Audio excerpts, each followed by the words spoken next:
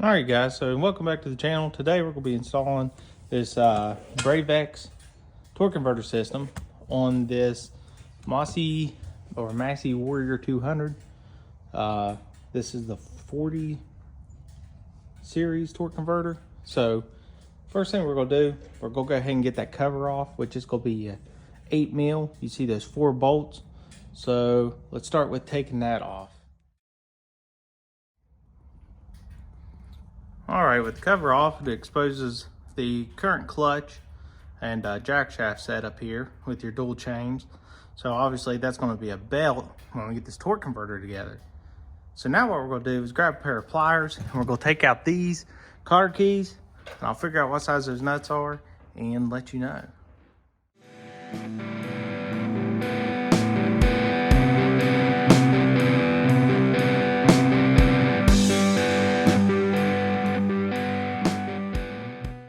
First one on your crankshaft, that was an 18 millimeter, so that's going to be this one here. In the middle, your tensioner, that was a 13 millimeter, so it's going to go right there. And then finally, I had to go get a 24 mil, ended up being half, so I just reduced it down to fit on the impact. All that came out, no trouble at all. So with that being said, at this point, we now got to get that plate off the engine. So those look to be probably 10s. So our next thing is we're going to slide that gear off. That's your drive gear with your chain on it. We'll go ahead and get that chain off and get it on there. And then we'll get this plate off the engine.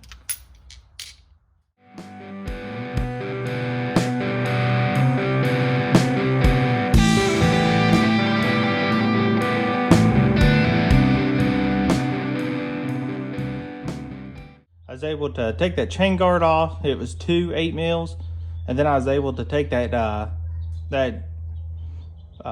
gear with the chain, not having to break the chain yet, off there. So just pushed it through, and then there was the you had 4 of the 10 mil bolts, and then you had a 10 mil with a nut that I had to actually take a wrench and go around the back of the plate to get. That's right here. So you'll see it down there. Let me zoom in on it. See that plate? It'll be in behind it. Once you get it broke free, you are now ready to start installing the backing plate right here of the torque converter. So let's get it opened up. So obviously, if you've researched a lot of these, you'll know that a lot of people talk about modifying this plate. So that's the first thing I'm going to do is go ahead and take its jack shaft out with the torque converter on it. So try it one hand here. There's a snap ring, which I think my fingers might be a little too large. But anyways, right there it is. I'm going to take that off and let the shaft slide out. All right, with the shaft out of there, you can see behind, I think we're gonna have enough clearance. A little bit on that bracket, but we'll see because I've got it bolted up and you can tell that it is not flush against the motor. Try to get you in behind there. You can see how far we've got to go to be flush. And that's because of this piece right here where this cover will bolt on. It's holding that out from the frame. So my idea is I'm going to notch around it here with the grinder until I can get that piece flush against the frame, and then see what I look like in behind here. So I got my fiber disc. We'll go through, take this back off, grind it, and refit. All right, now that I got it on there, let me show you where I'm at. Get you in behind here. If I can get this camera to focus. So you can see that's a bottom thread, sort of, sticking out down there. And then if I go over to here, try to get it, you can see I'm sticking out still from the engine. Plus, I've now come into contact with this back piece. So, stick you up under here if I can. I'm basically flush right here. I'm flush here, but of course not on these 3. Now, come around to the back, You can see I'm hitting this bracket, so I'm going to cut this bracket off because I don't need it anymore. It was for the jack shaft. And then you'll see, maybe, I've put marks on the bottom where I'm going to cut the bottom of that plate off. Now you could raise your engine up. They make engine risers, but I'm doing this to show that you don't have to. So this obviously is not a structural piece to the frame. So I'll just crack that off there. We'll cut the bottom of that and then we'll refit it. All right, took the grinder wheel, just knocked that off. I'll take a flapper wheel and polish that up a little bit. But then I took my straight edge, made the mark straight across where I need to be. I'm gonna miss that webbing right there. So we'll cut right to the inside. So I just graze it basically. And then we'll test fit this back on there. I'll show you and then show you how it looks from there. All right guys, so here you go, flush mounted. Get you up above. You can see we are in good shape there, and we are no longer obviously hitting back here. That thing's completely gone. And see, get you back into there for clearance from the engine all the way around. And then of course, we are now flush back in here. Everything along this looks great. So that cut right across the bottom, you can see I don't have any gap underneath there. I polished it the best I could. Right there is about the flap that got cut off. So essentially you didn't have to grind that down because you just got to cut it off anyways, but I was trying to save from cutting any off. But there we go. So now the next thing I'll do is I just got to take this back off, take the file down to that on the inside where I cut that, and put some red Loctite on these bolts, and then we're actually on our way to start assembling back out. So you know that I took this off there a little bit ago with that cotter key or that ring pin. I'm gonna go ahead and get it put back on there so we can start working our way back out. Okay guys, got that Loctited on. I touched up the paint down there, grinded, touched up back there. So now the next thing we're gonna do is make sure we have this assembled right. So you count how many teeth. You get 2 in this kit for your chain. Mine was a 10, so you get a 12 and a 10.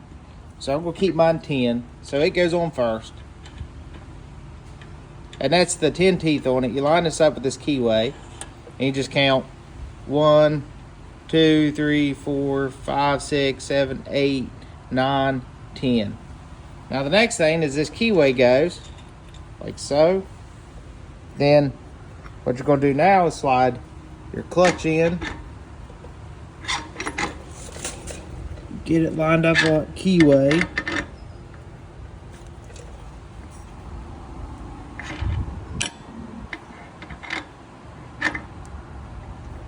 Two hands works a lot better. There we go. And now we're gonna put this guy on there, and then we're gonna put this on there. Now the next thing I'm gonna do is this nut right here for the original jack shaft tightens anywhere from 60 to 80 foot-pounds. So what I'm gonna do is I'm gonna go ahead and take this one to 70, get my torque wrench out. As far as the size,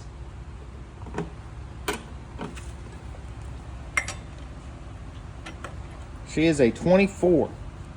So the way I'm also gonna hold this is I'm actually just gonna slide the belt on it like so, and I'm gonna keep tension on it, try to keep tension on it as I torque it.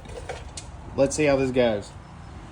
All right, so I didn't quite get 70 foot-pounds on it, but it did allow me to get it pretty close. So once I get the rest of it on, I'll figure out the way to get it held tight so I can finish torquing it. Now the next thing that we got to do is you've got this plate here, which is the back portion to where your belt rides on this brass bushing.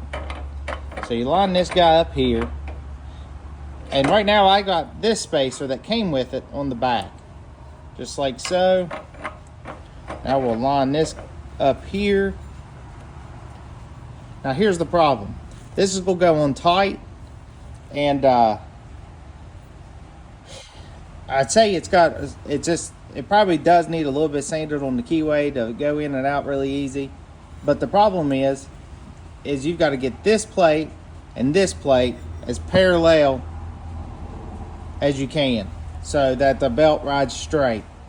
Now, with that being said, I don't want to have to keep trying to take this jaw puller and pull this off.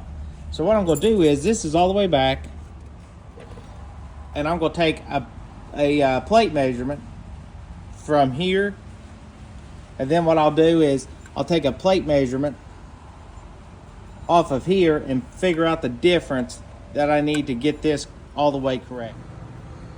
All right, so from the back of that, so this is slid all the way back in, you're looking 20.6 millimeters. So that means that from here to that has got to be 20.6. Now, let's math it up here. So you got this washer. You got two washers here that I've got on there right now. We'll take these off. Now we can take the back side of this. All right, I got me a flat bar, measured the bar, laid it here. So we are exactly 11.63 from the back of that shoulder on the shaft to right here, which obviously that is just slightly higher than what we are back here because of this step. Now, what I'm going to do is I'm going to measure out these shims I've got and see how far they get me out to. All right, guys. So this shim that came with the kit with this washer ends up measuring like 14.4. Now the back of this ends up measuring about 9.3. So theoretically that'll get us to the back of this at 20 at the 20.6 we measured. So I'm gonna go ahead, get this thing tapped on there, and then take a straight edge and see how we end up.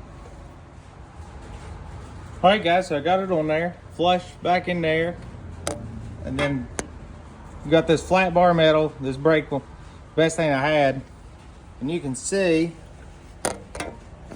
that basically did it. It's lined up really good. I bet probably about as flush as I'm gonna be able to get it without making some custom shims or something. So yeah, pretty happy with that. So now the next thing we gotta do, you've actually got this front piece that goes on. So if you take your belt and get this tag off of it, now that that's on there, you see your little brass bushing riding on there, the belt's on there, looking nice and proper. The next thing we got to do is you've actually got to put this on there. But here comes the problem. On these newer bikes, on the old ones you used to have threads that went down the center of the shaft. On these new ones they have these external threads. But once you put that in there, there's no way of getting anything to tighten the rest of this down, because the next steps of it, you actually put this guy on. Let's see if I can get it aligned with one hand, like so. And then you put this on, it'll line up there. And then that's the clutch assembly, right? So the problem is you don't have any way to tighten it. So you'll see this 611 107.1 is the part number. You can pick it up. I had to get mine at AutoZone. So this will go in there, basically with this washer. And this is what's going to hold on your assembly. But the problem is, this won't actually go down in there because of this keyway. So now, we'll take all of this back out. And we are going to grind some of that keyway right down.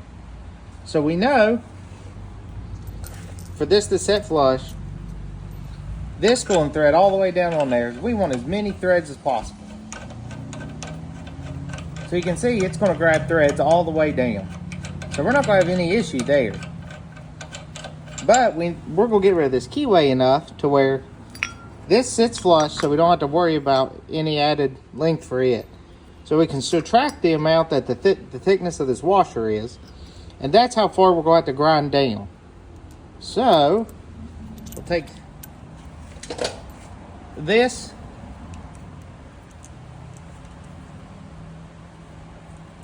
And we'll measure down. You'll see, you get the idea. So 15.71 millimeters is what we're going to have to grind down on the inside of this guy right here. So you want to make sure you grind the right side. So this lip face is one that's going to be facing you. Of course, this is going to be flat up against it. So let's, I'm going to take that caliper, stick that end down in there, try to get the best mark that I can. And then I've already got the Dremel out, my Tack Life Dremel. She's laying right there with a little grinding wheel. And we'll get it cranking on this thing. Okay, I just wanted to show you with that on there and this tightened down, it seats all the way. So I know when I put my washer on it, it's going to back it out just about 2 mils, which should give it adequate enough pressure. You look down through there, there's what she looks like ground out. Took a little time with the Dremel, but we got it. So now I'm just going to flush it out, clean it out, and get the rest of this together. All right, guys, so I got the chain back on. I just took my screwdriver, popped that master link off, and then I took my, see, I think it was, nope,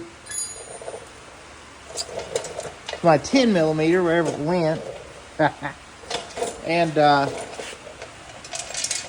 basically backed off these adjusters, backed it off, loosened all this up, my axle nut, slid the wheel forward, got my master link back on, slid it back, and started adjusting back and tensioning these. So you see I got a little bit of play in my chain, not enough that it's going to come off and jump off, or enough that it's going to slap the chain guard. So basically done, just by experience, you can see it's got a little bit of deflection. You don't want it super tight because that can cause damage. But what I also did was take my vernier calipers again, measured how much I had sticking out back here, and made sure it was even on both sides. Now that part is done. That's got that on there and torqued up. So should be able to see at this point that chain guard's gonna fit back on there just fine. So I'm gonna grab those two and toss it on there. All right, guys, chain guard on. With the chain on, I was able to stick my bar in between the socket and the wheel and get it tightened to 70 foot-pounds. So what I'll do is I will take a marker, red marker, mark this, make sure it doesn't move. Now the next thing I gotta do is get this guy tightened down. So I couldn't quite find torque specs on it in the manual. But I'm gonna say with that shaft on there and with this one and the diameter between the two, this one was 70. So I'm gonna shoot and say that one's probably 35. So unfortunately I can't find any real good way to hold this. If you guys know of any good ways, let me know in the comments.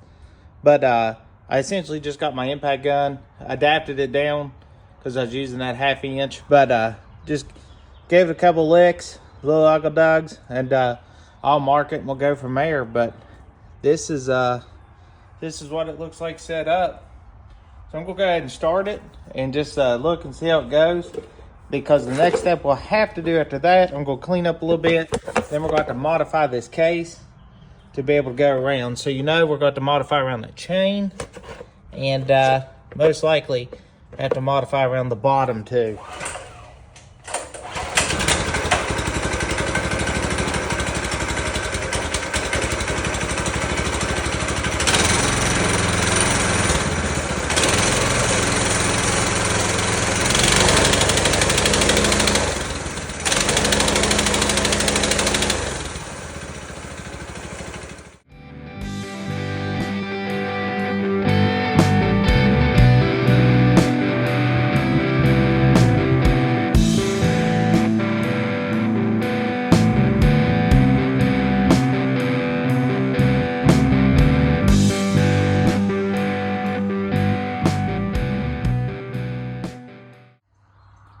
All right, guys, so now the cover's on.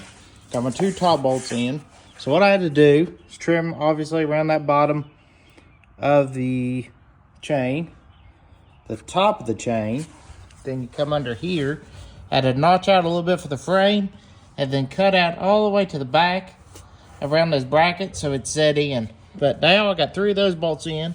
I might even, in the end, I might even drill and put a bolt up through there just to hold it a little bit more, but it's actually really tight.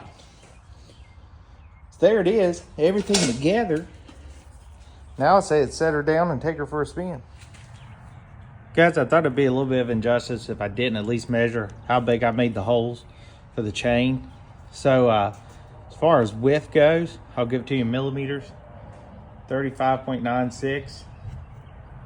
And then in inches, 1.4. And then as far as depth goes, I try to keep it square, but 35.36, 1.39. Now that's going to be for your top part of the chain. On the bottom part of the chain, I didn't have to go as deep. I kind of done a stair step, which you don't have to do.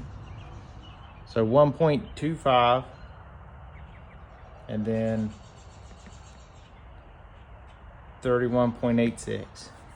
Now as far as the length goes, you can take this and do the same length and the same width all the way down. So this is curved, so take this measurement for what it is, 85.3. which is 3.3 inches. And remind you that's curved, so. And then on the bottom, that one there just kind of feel, you're gonna have to, I actually clearance mine a little bit too much, but it'll work. So I'm gonna throw that back on now and take her for a test spin. So that's everything for this video. Hope you guys enjoyed it. If you have any questions, drop them down below. This thing runs and rides totally different. It's a great upgrade. I suggest it. But if you would, please hit that subscribe button. Follow me on Instagram, Mustang Jackson 67. And until next time, let's keep building.